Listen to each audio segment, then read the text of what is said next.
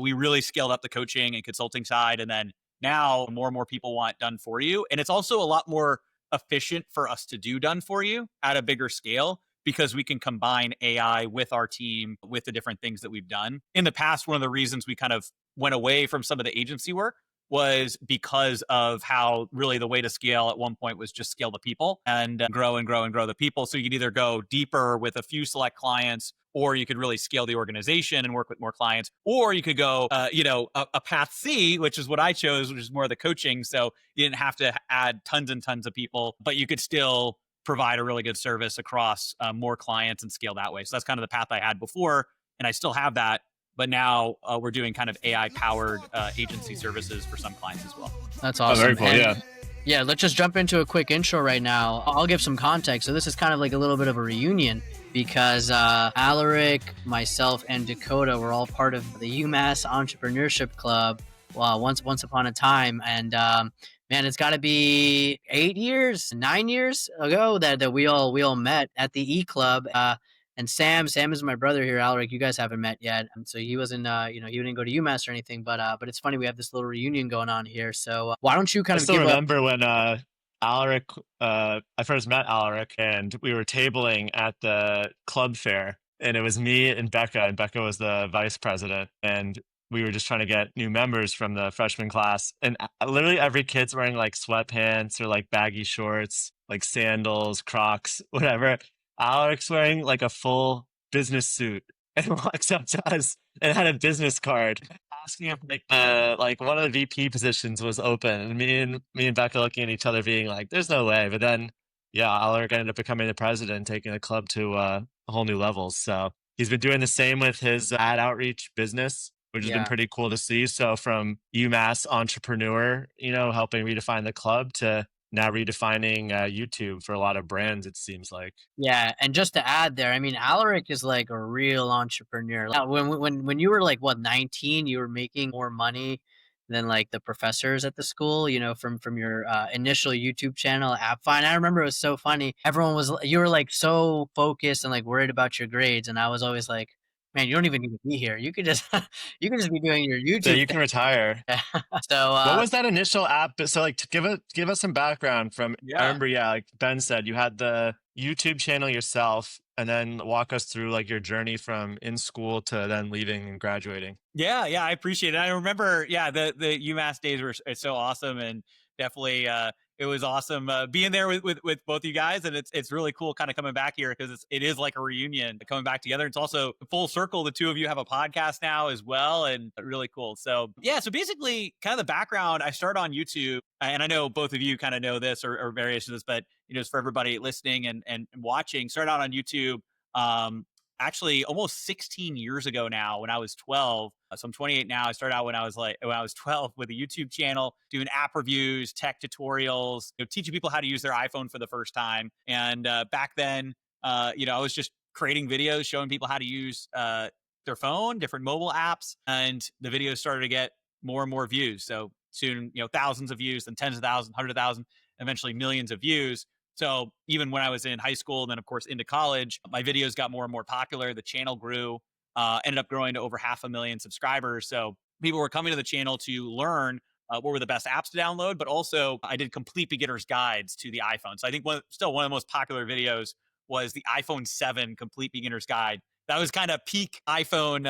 And that video has actually over like 7 million views. So a lot of people watch that. And so all of these apps were sponsoring my channel. I remember I'd have all these apps reach out and they say, hey, can you feature our app in your videos and your channel? And 99% of these were people just kind of looking for a free lunch. Like, they wanted the app to be featured. And if it was good enough, occasionally feature them on the channel. But I figured out a strategy to respond to them and essentially offer a rate card, see if they were interested in a sponsorship. And so I started getting sponsor revenue. I also had ad revenue from the YouTube channel. And one of the things that I really learned and I loved about being in the entrepreneurship club and some of those things is I actually started to discover the power of a team, because at that time I was just a solo operator, and I actually ended up hiring multiple people even out of the entrepreneurship club and then, other places in UMass to write my scripts, edit my videos, respond to my emails and do biz dev. And so I was able to pull myself out of the day to day of the channel, continue to grow the channel. And, to what, Ben, you were saying, ended up like around that time, like the channel, like $250,000 a year, kind of in that between ad revenue, sponsorships, and affiliate deals and things like that. And so I was able to have a little bit more time. And it was around that time, in the entrepreneurship club, at UMass, that I had one of those apps that was sponsoring my videos reach out to me and say, "Hey, how can we get more people to see this app that you put on the channel and see this video that you made of our app?" And they wanted to pay me to just post the same video again. And it's kind of funny because this was back in 2015. So like, all right, they didn't really understand YouTube. They're like, all right, can you just take this same video you've already published, got a bunch of downloads, and we'll just pay you another $500, just publish the video again. And I had to tell them it doesn't really work like that. I didn't want to just take their money to, do something that wasn't going to work. And so what I said is, what if we take that $500 and we put it into ads for the video? And this was the early days of YouTube ads. They were a little skeptical, and but still, we took the $500, ran ads that video. The video got many, many, many thousands of views, and also generated thousands of app downloads for them. And that's when they were blown away by those results, and I also got excited by seeing those results. And so soon enough, they told other app developers. I was then doing YouTube ads for different apps. I got a job offer around that time.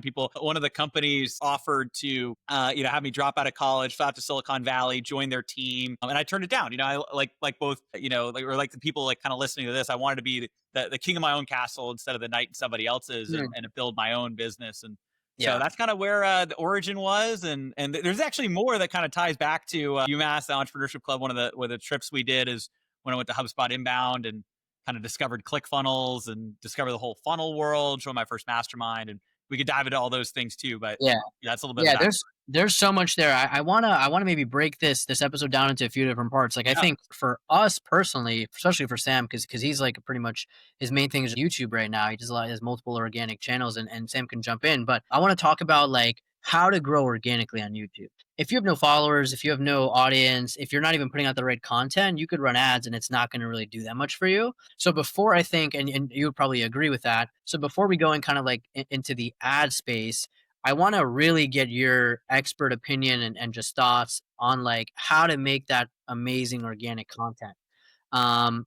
Like Sam, jump in if you have any thoughts, because you've been growing pretty well. But how do you get from kind of those initial stages into the high tens of thousands, hundreds of thousands of followers of subscribers Well, on the yeah, channel? I'll just say for myself, I mean, at a very small scale, I started my YouTube a few months ago. I started posting every day, and I just hit around 12,000 subscribers. So the channel's growing pretty well. I'm doing good on views. I'm averaging about 2.5 million views a month, like about 100,000 reoccurring viewers. But like what Ben was saying, I feel like it was very difficult. I kind of went through a little bit of a different path where I feel like it took a lot, but it kind of helped me get past that initial barrier. So I started off doing YouTube and streaming. So I would, as hard as I could, because I would do, part of the streaming where I speak to a bunch of different people all online and stuff. And I would try to funnel it as much as I possibly can, because I heard so many people say, oh, I try to pay to play from the beginning.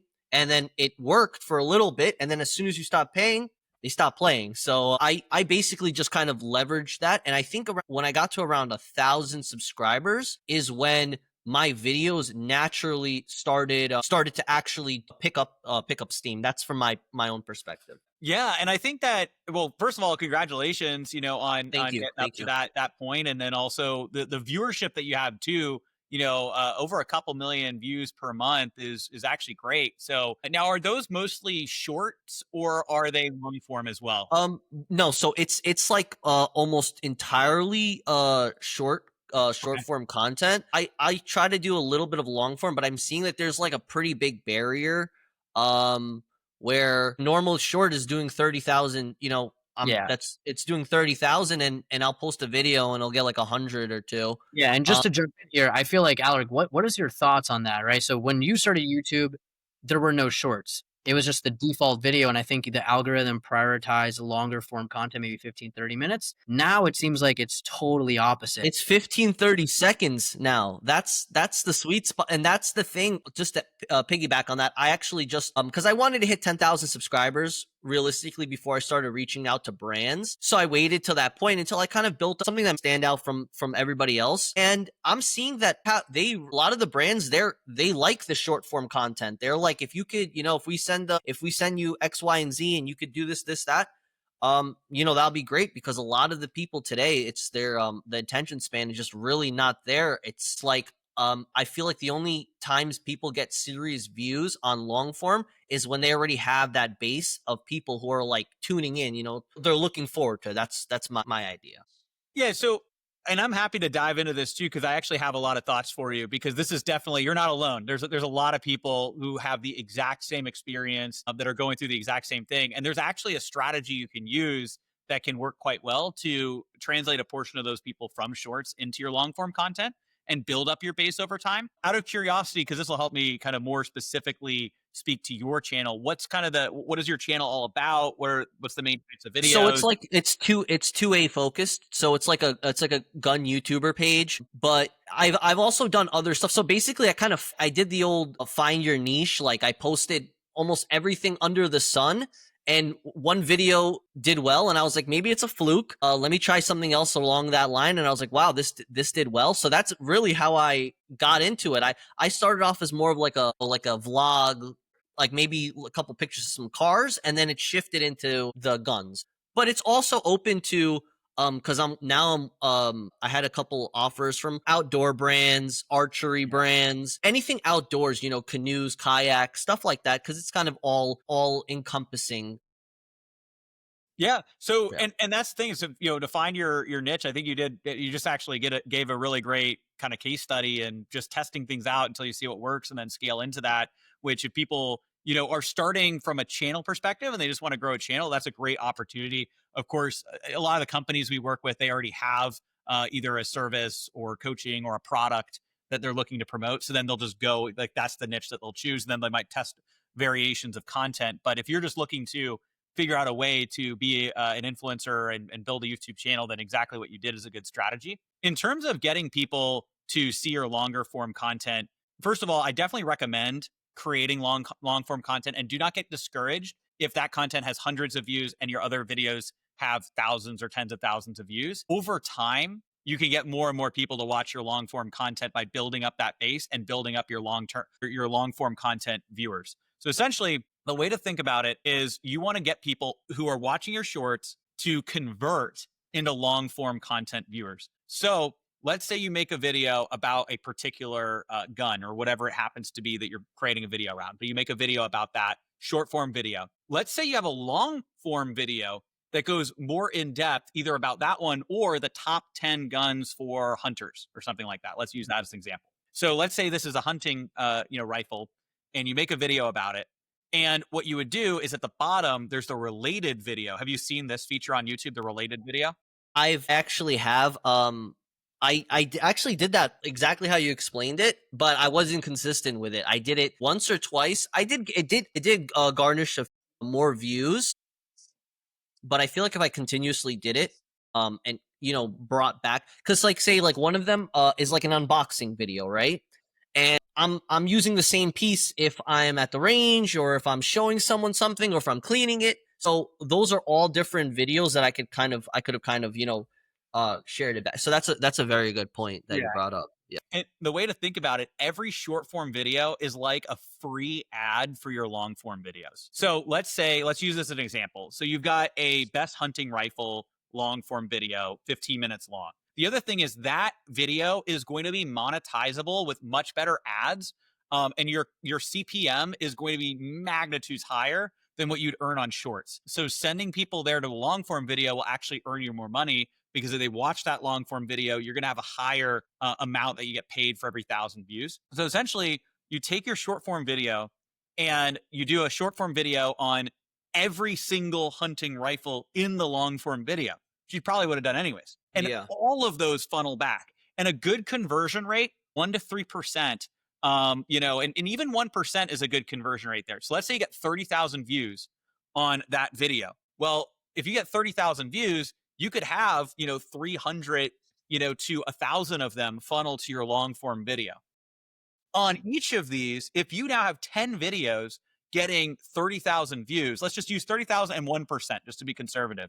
Then that's 300 views, 300 views, 300 views. You know, so basically you now have that 300 views times 10, that's 3,000 potential views for your long form piece of content. So that's a way to think about it, as your short form can get more people to your long form content, but a long form viewer is definitely worth Is more than a short form. So is there that's a one way to think about it. Is there a ratio that you think is the ideal for how many short form clips do you need for one long form video? If, as an example, like this applies to our podcast too.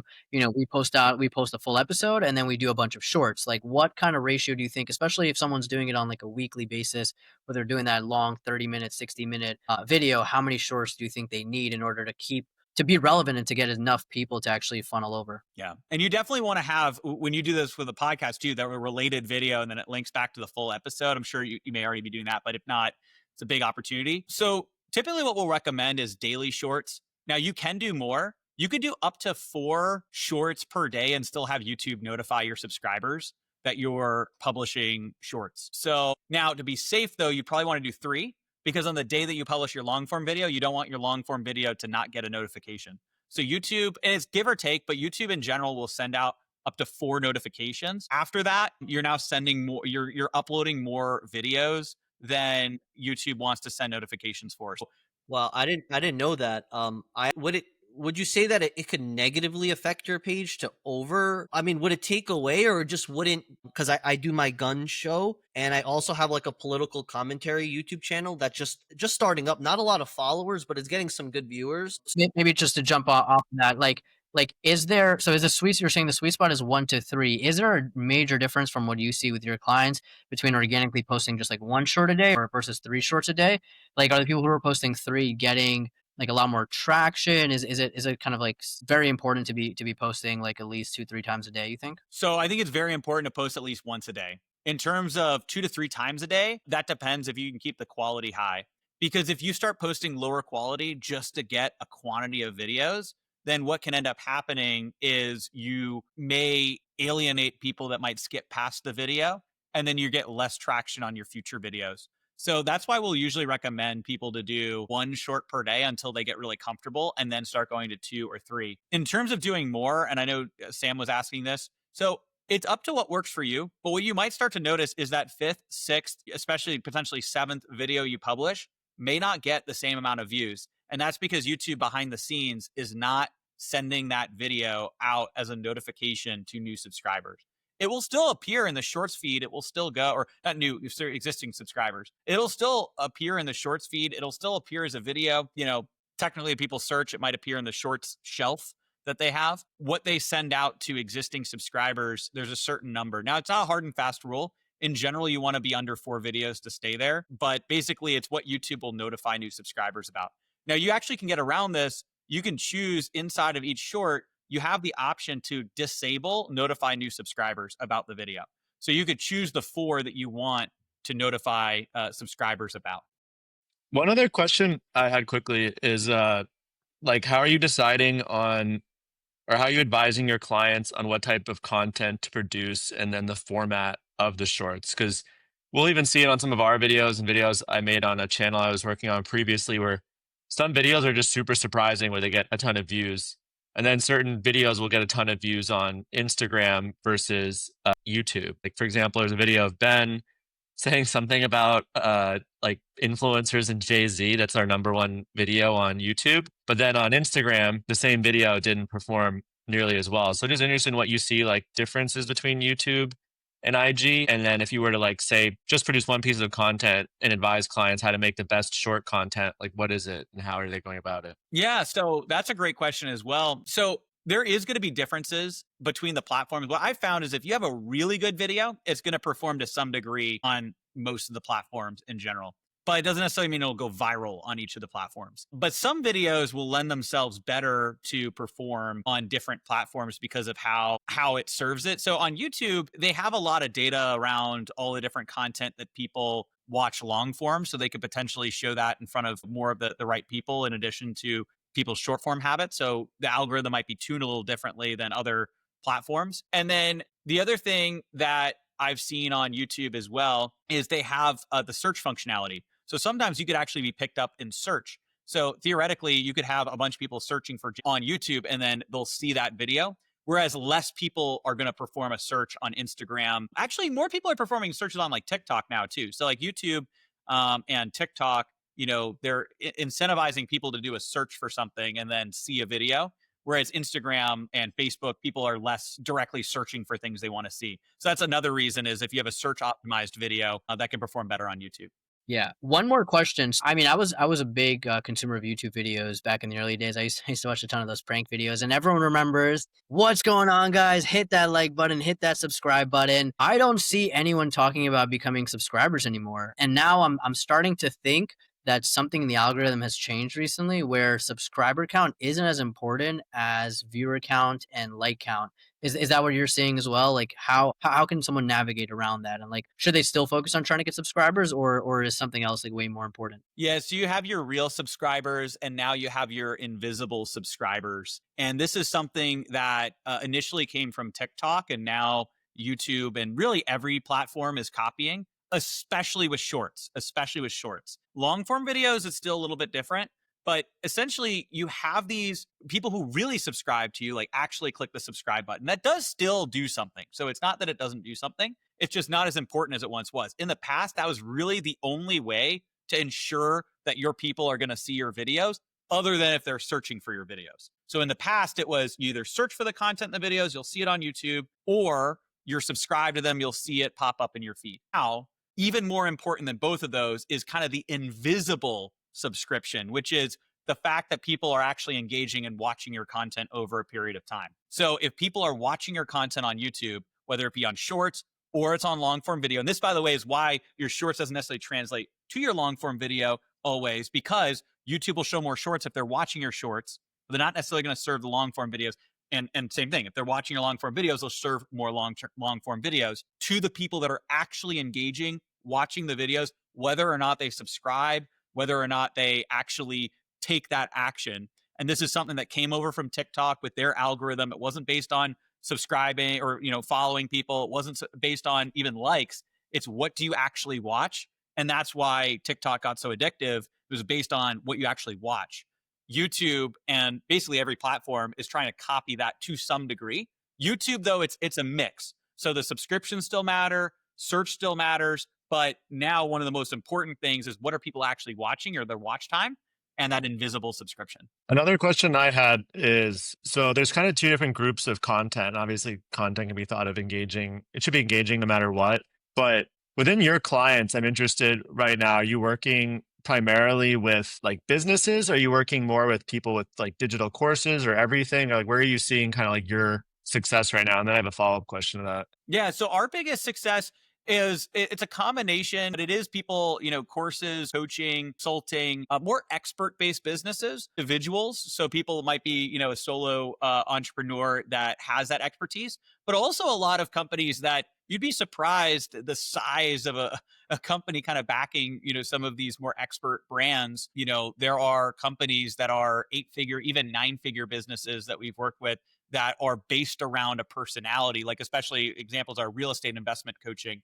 One of the clients over there has a really big, 9-figure business, but their content on YouTube, their ads on YouTube are all really important aspects of getting people into their funnel and teaching people how to invest in real estate and things like that. So even when it looks like they might have a smaller operation behind the scenes, because we've seen behind the scenes and work with their teams, they've got 3 media buyers, they've got multiple people on their content team, and then of course they have a whole fulfillment team for their coaching and courses and things like that, running big events. I'm interested in what is the best business model right now related to YouTube and or content production, because you'll see someone like Iman Gadzhi, right? And he puts out a ton of content. He's created this framework that he has all these videos, and the videos funnel people into his course. And he obviously makes a lot of money from the course. Andrew Tate does a similar model, and puts out a ton of content that encourages people to, buy into his course and community. But then there's obviously the other side of it where you see maybe more like influencers, right, who are making content and trying to get partnerships with brands and things, which also can be very lucrative, but isn't quite the same. And then there's just people that, have no idea where to get started, but maybe have the passion, like Sam did, 2 or 3 years ago, of just getting started. Like, what is kind of the best angle for people to look at this to get started? Like, how can they get started? Where's the best place to get started? Like, how would you advise to someone who just wants to start making money with content? Yeah, so that's a great question. And I think there's actually kind of two questions in that. There's what are we seeing is working the best? And then what do I advise with people who want to kind of start making money with content? So I think they're slightly different. In terms of the people that are, but they're related. But the people that are doing the best are a lot of the coaching, consulting, course, expert-based businesses. Whether they are already established or, like you're saying, they decide to dive into that and become that expert and build up that brand. And a lot of people have similar stories to like yourself, Dakota, right? Where you had this experience and you've done so much in the world of Amazon that now, you've built up your business around that and your expertise in helping, consumer brands. So that's an example of how experts can appear and then essentially from all of that background and taking that and then bringing it to a platform like YouTube. I know you've done a lot of Instagram as well, but basically that's what we found works really well is having an expert, somebody who's credible, people can trust, they're, a real authentic authority, and they're building that channel on YouTube where they're providing value, they're teaching people, they're building an audience, and then it funnels all towards whatever services they happen to have. And different businesses do it differently. So we have everything from people that are, selling higher end consulting packages or more traditional agency services. So they provide a lot of content, and then it really just funnels down very narrow to a few, top tier clients. But by going wide with the content, they're getting more and more people to recognize them. On the other side, I'd say the majority fall under this kind of more middle ticket area, still kind of high ticket, middle ticket, but basically people that have coaching programs, courses, things a little bit more scalable, but still relatively more expensive. And then, of course, there's also people that have small, low priced memberships. So, for instance, like one of our clients, Ryan Kelly, he's got a $37 a month membership to teach people how to play piano. And he's got now thousands of people on that membership. We've got him, probably spending like $80,000 to $100,000 a month on YouTube ads. And now we're helping him build out his channel. He actually just hired somebody full time just to produce YouTube content. We got to get Sam there. Yeah. We got to get Sam in the coaching program. So Aleric, I have a couple follow-ups there. 2 follow-ups. So a lot of your clients are kind of like information experts, selling kind of like information products. Yeah. My experience in this world is like, there's a lot of really good products, and there's a lot, I would say probably the majority out there are not great. Like there's like products for trading from people that I verifiably know are not actually able to make money trading. And unfortunately, what happens is I think it's not really about how good someone's quality is. It's just how good their marketing is, right? And their sales ability. The sales and the marketing. Snake oil salesman. There's unfortunately a lot of those people, and then you have like legitimately good like experts that want to kind of put their content out there, but maybe they don't want to exaggerate. Maybe they don't want to like just start showing and like throwing out all these crazy numbers of money they're making. Like, what do you think is kind of like that best route to take for someone who genuinely is like an expert, is actually able to like achieve results, but doesn't want to, kind of have the Tate method of like making you feel super poor. Yeah, like cringy. Here's my Lambo. If you want to be like me, if you want this girl. But that's what works weirdly too. Cause like adding on to what Ben said, like I was scaling my content for a little bit. I just decided to focus on a different business model and just kind of growing word of mouth, which was working fine. But yeah, you do have to be super cringy, it seems sometimes on social to try to like sell your digital product.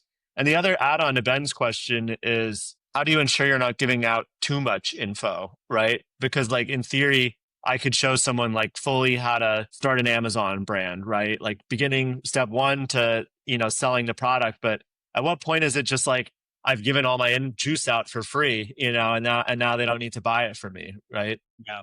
So I think those are both really, really great questions. I think so. The one thing that I'll say, and I'll share the strategies that I recommend for how to do this in an ethical way and in a good way that doesn't have to feel cringy. Showing up as the expert. The other thing is we decided. Now, overall, it's not saying that I didn't have this kind of thought overall, but several years ago, I made the crystal clear determination that we're just not working with those people that are like snake oil salesmen, the people. And obviously, I never want to do that. It's not like it's like, oh, we work with them, but it's like now, like we sniff that out. Like we do not want to. We don't want That's to great. work That's with really them. We're important. not going to support those things. Even relatively recently, what was several months ago, we had somebody, and I found out that somebody came in. They bought our highest tier thing, good chunk of money, right? And kind of came in and somebody kind of alerted like, hey, this doesn't sound right. And it was exactly what you're talking about, like a trading offer. They're like, oh, you're going to make 50% returns guaranteed per year. It's like, oh, it's craziness. Now, not something Was that Ben that put that form in? but no, no. But you know what I mean? Like it's basically, and then turns out there's these investigations and stuff, and we're just like, whoa, Yeah, we it don't was want to. We're not. probably a Ponzi scheme, to be Yeah, honest. nothing to do with this person. And so it's like, all right, this person's getting a refund, and it's like, all the best, but we're not going to work with you. And I remember like the team member at the time was like, really? I'm like, yes, I don't care if they want to work with us. We don't want to work with them. And so that's that's not the only story. There's multiple things like that. And in general, it usually doesn't get to that point. Usually we have somebody on our team whose entire job it is to vet applications. So they're in our operations department. So they have other stuff that they do too. Big aspect of their job is every person that applies to work with us that fills out an application form. It's not the type. We're going to their site. We're looking at it. Now we can actually use AI to help analyze this stuff as well. That's not the only thing we're looking for. We're also, vetting to make sure they're financially qualified to work with us, etc. But essentially, if there's red flags. Say they do have like a good offer, right? Hypothetically, Ben wants to teach people how to, trade options. Like Ben has traded options successfully. He knows how to do it. He could show people how to trade successfully. Does he have to like buy a Porsche and, drive it around town? Like what can he do on YouTube to start to scale his digital offer effectively? Exactly. You don't need to do that. And I'll give a great example. So one of our clients for a long time, Eli Grolecki of Skyview Trading, he's got a YouTube channel. He's actually, he does a lot with the ads. So he's taken a little bit of a hiatus from posting on the channel, which I'm telling him like, you should keep posting. But he's got so many people looking at his back catalog of content. But as he really ramped up his YouTube content, and we of course got the YouTube ads as well, a lot of it's whiteboard explainer videos. Here's how options trading works. Options trading for beginners. Hundreds of thousands of views on some of these videos. And then those videos funnel to his Skyview trading course where it's not, kind of over the top, like, oh, here's all the, like all the different stuff. And by the way, there's nothing bad about, fancy cars and things like that, but just the way that you sell it, right? He doesn't have to do it that way. He does it the way that is more focused around, hey, here's how options trading works.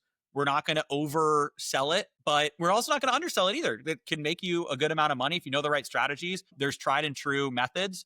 They teach a lot on the channel, and then it leads to, they have several different funnels, but like they have different opt-ins that they can go to. So whether it be, an automated webinar or it's, 3 video training sequence, there's different ones that they do. And then they lead people through that. And then that leads into their programs and their courses. And so essentially, you can do it in a way that doesn't have to feel over the top, that is in a, ethical way, and also a way that allows you to demonstrate expertise and teach people. So that's exactly right. So I just want to clarify, like when I was talking about that before, like if we find out that somebody's like actually not, doing things the right way, those aren't the people we want to work with. Because I know that the industry gets a little bit of a bad reputation. That's Aleric's other agency that works with those people. Yeah, we'll refer you over here, to Black Hat Tactics ad outreach on YouTube.com.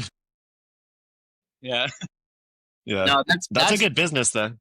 Yeah, I think that's very respectable because a lot of people just go ahead, Ben. Sorry.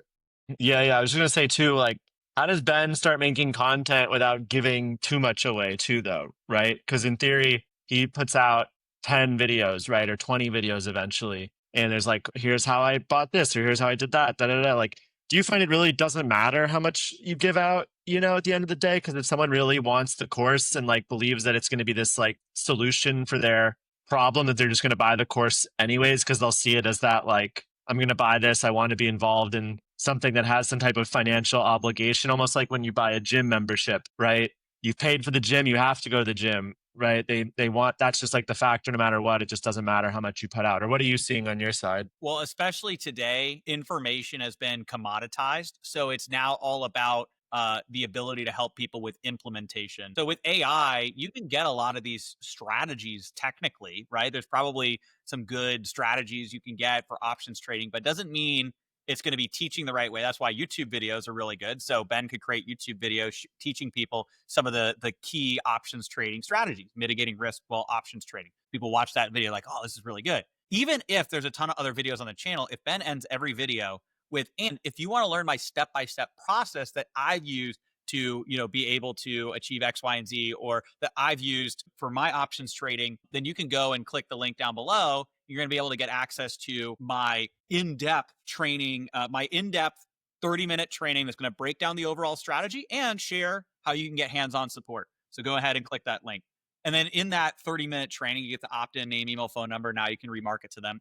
But in that training, you provide even more value. You outline what it is, but the what and the why, not all of the how. And then you offer a course or coaching program that at least has some degree of group coaching, even if you just do one group coaching call a week at whatever time works best for you. That elevates your offer massively. Then having a portal where they don't just get all of your content, but it's also in order, because YouTube videos aren't in order, right? So even if you have playlists, it's just kind of all random. So do this, do that, do this. It's step by step in the course content. And you now have a portal where they can ask questions, a community. I love using Circle. We recently, well, I mean, not recently, I guess it's now been many months, but switched over to Circle from some of the other course hosting platforms. That's been really good. School's another good one. Yep. Yeah. Even Discord is free. I mean, I think, just it's good you mentioned community. I think now, like, community is almost a necessity for anyone with any kind of information product. And I don't know. I mean, I'm in like 25 different Discords, and like there's only so many you can really be a part of. And I guess like I guess you really have to have like such a good product or service that like people want to be prioritizing, your program and your community over the other ones. I'm just wondering if like you've seen this space get so competitive and so much more difficult today than it was in the past, or is there just like so many more avenues to get potential customers and clients that things are actually easier? Which direction do you think things have went towards in the last few years? That's a great question as well. I think it's a little bit of both in that it's gotten more competitive, but also when you know how to stand out, it's also gotten more, when you know how to stand out, you can get the people that you're looking for, but also it's gotten more normalized. So while it's gotten more competitive, it's gotten more normalized. Now people realize, wait a second, I can go and I can invest in a course to learn options trading, or I can, invest in consulting for Amazon, or, I can learn YouTube ads. So now people know. So in the past, yes, it was more of a blue ocean, but you also got to get over the hurdle of, I'm going to teach you how to do this thing. It's like, oh, what? Even earlier on, I remember, some people downloading, pre 2020, downloading Zoom for the first time to hop on a Zoom call. It's like, so it's evolved over time. So It was such some a things are different easier. world even 5 years ago. Yeah. Something I've been seeing crushing it recently, I don't know if you've seen this too, but there's a few people that push towards TikTok Shop now. And like TikTok Shop is this big opportunity it's a new avenue to make money with content. You basically have a TikTok account and you act as an affiliate on the behalf of brands. So you'll get like some skin serum or something, and a woman will be like, this was the best skin serum I ever used, like got rid of all my blackheads or whatever, right? And then as much as she sells of that, the brand pays her like a commission, 15, 20%.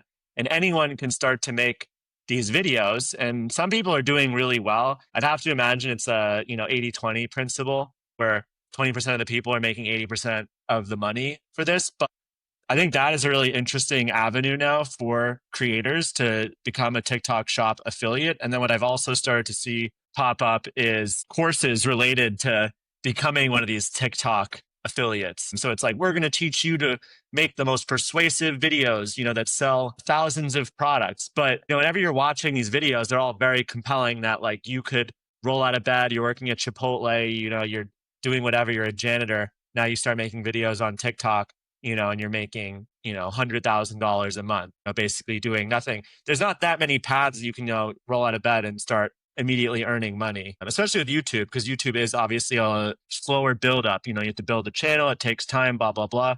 Whereas on TikTok, it seems you can post a video. We see it with our brands too. You post a video, even on a net new account, sometimes you can get thousands of views on a brand new video just on how their algorithm works. So I just was interested in like what you think about, TikTok, over there and kind of what that system's looking like. Are you doing anything with TikTok now? Yeah, so it's definitely very interesting. We have somebody on our team that is, an expert at TikTok and Instagram that helps our clients with TikTok and Instagram. We also have a light strategy there that I'm using myself, but we're not going very hard on that. So, some of our clients are doing more with that, and even our team member. That is an example of, we probably have some more firepower in our team than we're utilizing ourselves as much, but we got our main avenues that we're bringing people in from. So individually, we're not probably, especially TikTok, using it as much as we could be. We have some clients that are using it quite effectively. And we do have a team member who is kind of dedicated to helping our clients with that, basically short form. So they also are great at YouTube Shorts. So we have like a dedicated team member that is an expert at TikTok and Instagram and YouTube Shorts. Therefore, it translates to YouTube Shorts, and then of course we've got our YouTube channel growth expert, and then obviously our ads on YouTube and all that stuff. But basically, there's definitely a lot of opportunities. We don't work with as many direct product brands just because we are kind of more, and it's not just coaches, consultants, course creators. We also have service businesses, lead gen. We've just, as you know, there's kind of like the two sides, right? There's lead gen slash, products and coaches and courses and high ticket and, service businesses, local service businesses like roofing. And then on the other side, there's consumer businesses, e-commerce, things like that. Now we're actually about to build out our e-commerce YouTube ads side of things. We just made a strategic hire of somebody that's coming Dan, in. hit me up. Yeah. Oh yeah. So there we go. So yeah, we'll have to jam on that. So I think there's a lot of big opportunities. Yeah, YouTube's interesting because I always think about like why do people go to different social platforms, right? And I always go to YouTube to learn something that I don't know, like how do I open the gas cap on my car, all the way to like how do I start trading options, right? You're gonna like always have that like question is probably one of the most common things typed into YouTube. A lot of people obviously type in like celebrity prompts and things like that, but there's not much way to monetize there. And then with TikTok, most people are just scrolling away, for hours. And that's where it's really interesting to have a product company right now, because you basically have people on TikTok, they're scrolling, and then you're like, I can't breathe. And you're like, oh my God, like, why can't this person breathe? And then you're like, oh, because my air quality is bad, and then they see one of our air purifier videos, Yep. right? And it's like very compelling. Like they get like hooked with that content, right? And then they're like, you kind of get that impression in their mind. They might Google you, but very, not so often are they going to YouTube to like be like, air purifiers, just typing in air purifiers, right?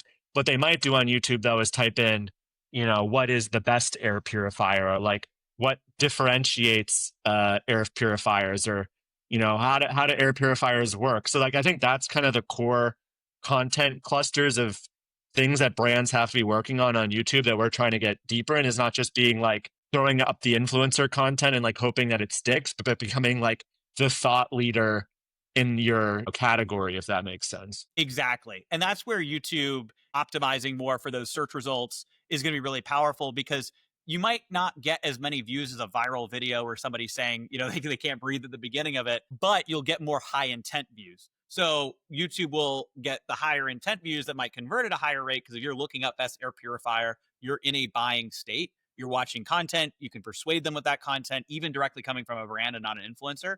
Although there are big opportunities to have influencer content and then run those as ads, kind of how I got my start with the apps, and my YouTube channel originally, kind of come full circle on that. But then on like you're saying, on TikTok, there's opportunities to go viral with a hook and a video that kind of goes more mass market. But I'd really say that's the big thing is, on those platforms, it's more about mass market appeal, what can get on the For You page, versus on YouTube, it's more intent-based focus and how to reach people when they have intent, at least from a business perspective and purchase perspective. I actually have to jump. This has been super insightful and helpful, Aleric. It was good to connect. I'd love to connect again with you for some of the e-com stuff you're working on. I'll let you guys continue though. Yeah. Awesome. Great seeing you, Dakota. We'll see you, Dakota. Okay, I mean, I want to kind of change the topic a little bit as we're coming up on the hours. Yeah. This might be a little bit of an opportunity for you to kind of like flex a little bit. I think we get people listening, and I don't think people realize sometimes like what we have some heavy hitters on this show, and some people are pretty modest about it. And I just want to kind of hand it over to you, Alec. I mean, I'll ask you some questions. Like, one thing that's really interesting about your situation is you started seeing success when you were really, really young. Like you said, you were 19, making, $250,000 a year, which is kind of insane money considering you were a full-time student. You're making a lot more than that now. Can you give us a little bit of insights in terms of like the company, whatever you're comfortable with saying, like team size, kind of like revenue ranges and things like that, just because, I want people to understand like you started this from one little YouTube channel where you were a little, like legitimately a 12-year-old little kid, and I think I would like little, like high pitched voice, reviewing, basic stuff, the iPhone, this app that anyone here can do. And literally anyone listening has the ability to do this. And it's 10 times easier now because of AI. Just give us a little bit of context and as to like where things are for you and the business right now. Yeah, I appreciate that. Yeah, so it's been really great. So we have ramped up, ad outreach and scaled the company first to seven figures and then over eight figures. And now, it's a little like we switched to a more recurring model over the last couple of years. So it's a little less than that direct eight-figure mark right now. But in terms of the overall amount, I'd have to pull the stats. I don't know if it's quite 40 million yet, but it's over 35 million, in all-time Wow. Already. revenue. Yeah. And then we scaled. We were on the Inc. 5000 3 years in a row, number 60, then number 87, number 1255. Basically scaled really fast. We've got about 28 people on the team. We have more of an A player leaner team now. We had scaled up to 55 people. We also didn't have as much recurring revenue. So as AI started to come out 2 years ago, I really focused on profitability, not just revenue at all costs. So Yeah. even, reducing like there's ways that you can massively increase profits even at like a slightly lower revenue level with a smaller, leaner, but more powerful team paid better, but like the A plus players. So that was a big lesson I learned in business is it's not just about top line revenue. I used to get on and just really only talk about that. But the big thing, is to really focus on how are you growing your recurring revenue? How are you growing your profitability? Yeah. Are you leveraging AI? Are you being efficient? So things like that as well. There's a lot there. So I think a lot of people, and I know why they're doing this, but they only focus on top line revenue because their margins are, a percent or two. And so it sounds a lot better to say we did this top line. And I think, that's such an important lesson in business. Like at the end of the day, do you care about like flexing, like we're doing this much revenue, or do you care about like what you're actually taking home and what your people are getting paid? In terms of like a healthy kind of consultancy business similar to yours, what are kind of the healthy profit margins that somebody should be in? Like what's a margin that you're like, wait, this is way too little. Like it's not even worth it. We should be making way much more.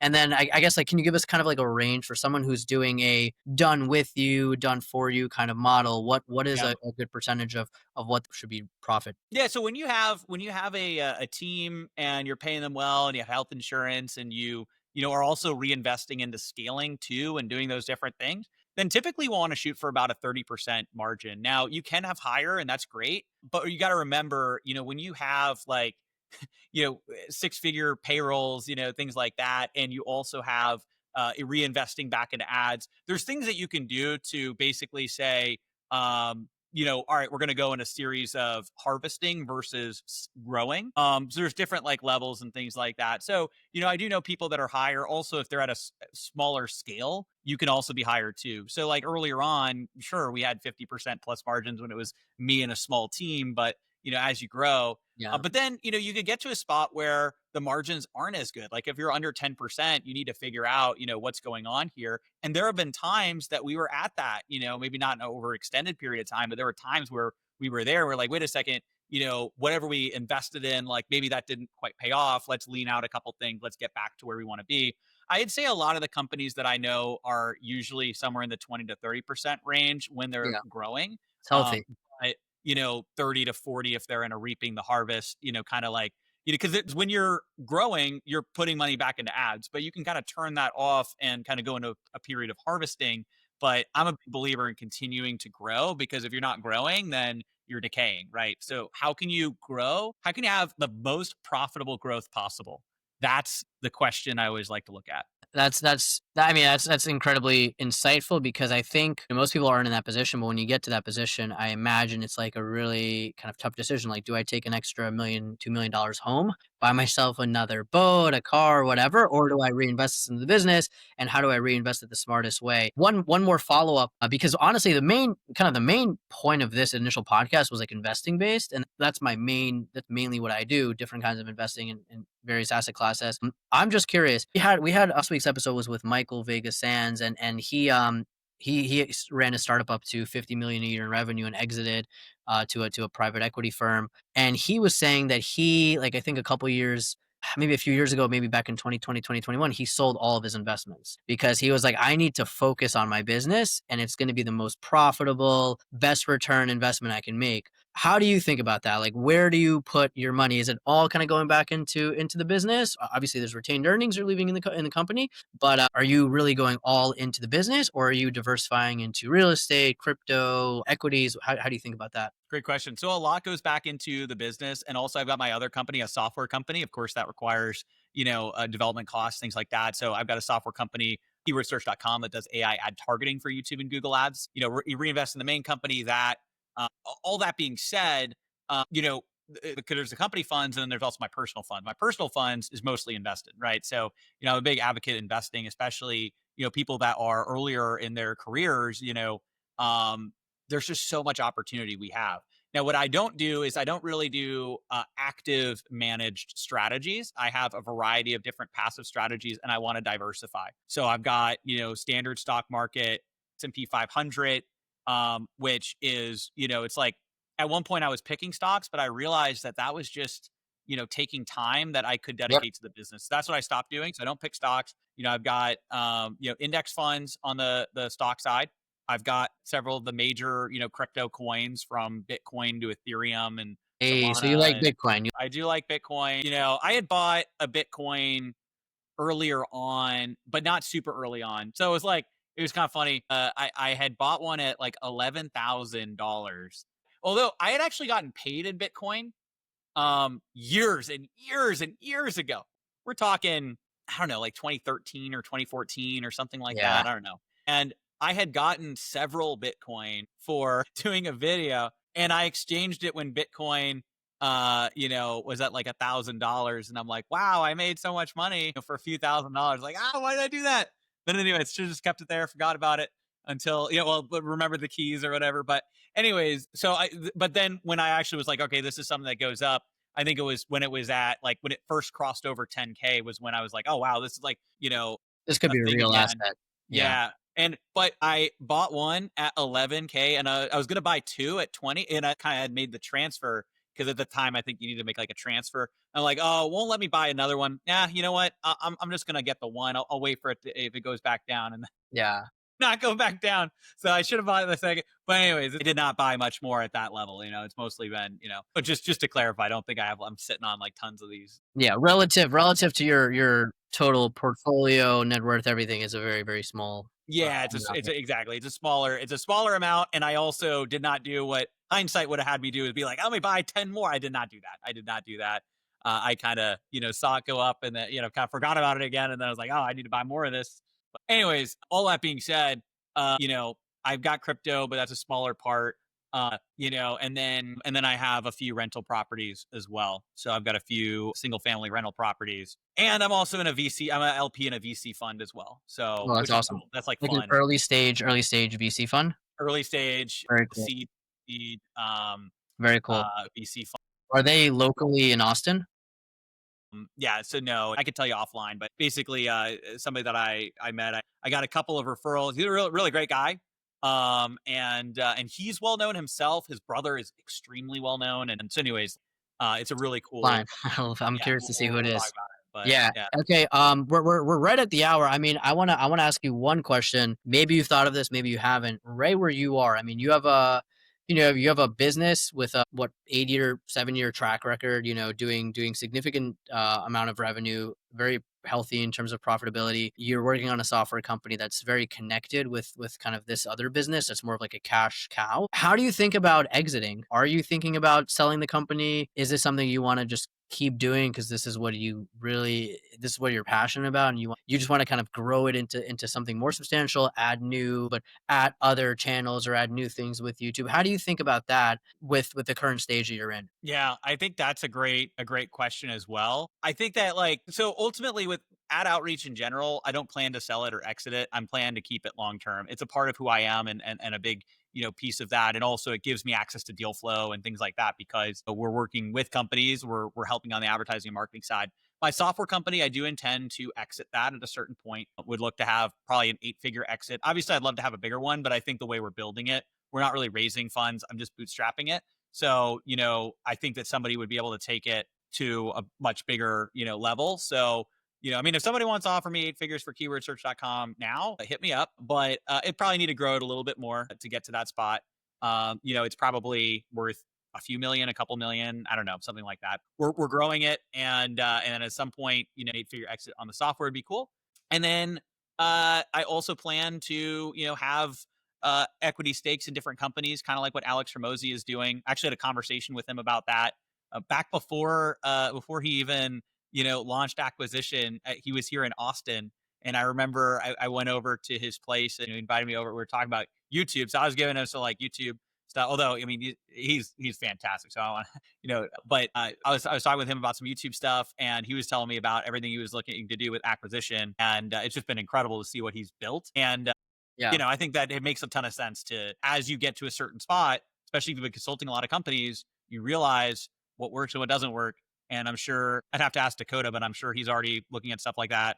And it's the same thing that I'd be looking at as well. Yeah, yeah, I think that's the most natural progression from like doing the work to, man, I've done so much work. I can kind of just like know what's right and what's wrong. And like, I'm going to help all these other companies do it. And that's, I think that's awesome because a lot of people dream of like, man, I want to have this exit and I want to retire on the beach and everything. And it's like, listen, I'm in the Bahamas right now. I'm on the beach. I couldn't do this for more than a couple of days. Yeah. It's boring. And you want to be like contributing to society. You want to be actually like doing something, giving back, helping other people, but you might not want to have your hands dirty every day. So I think that's like the ideal situation. You know what I mean? You exit the software business, have a really nice exit, especially if you're bootstrapping or mostly bootstrapping. Most of that money comes right into your pocket. Continue doing this, maybe install like another CEO one day or something. You become like a chairman. And now you're just like working with other like younger brands, kind of helping them grow into something substantial. That's awesome. But I mean, it's been wow, you're 20, man, you're a couple 28. years, 28. Yeah. So this has been a 16-year journey for you, which is again crazy to say because you're still in your 20s. But yeah, I'm a little bit over the hour mark. Yeah, let me know if there's anything else you wanted to kind of plug or say before we wrap this up. Yeah, well, I've got a 19-page YouTube ad strategy PDF. I also have channel strategies as well associated with this. This is just the easy one I have to give out, but you'll also get details with some of our channel strategies. You just go to adoutreach.com/gift, adoutreach.com/gift, and you'll be able to download that. You can also, of course, check out my YouTube channel. It's just Aleric Heck. So just look me up and posting out consistent, high-value content. Yeah, this has been fantastic. Thanks so much again for having me, Ben and Sam, and it was great to see Dakota as well. And yeah, excited for big things ahead. Great work on the podcast. Awesome. Thank you, Aleric. Good to talk as always. We will see you all next week. Thanks for tuning in. And if you haven't subscribed yet, hit subscribe on the YouTube channel, hit like on the video, and leave us 5 stars on Spotify or wherever you listen to your podcast. Thanks, and we'll catch you all next week.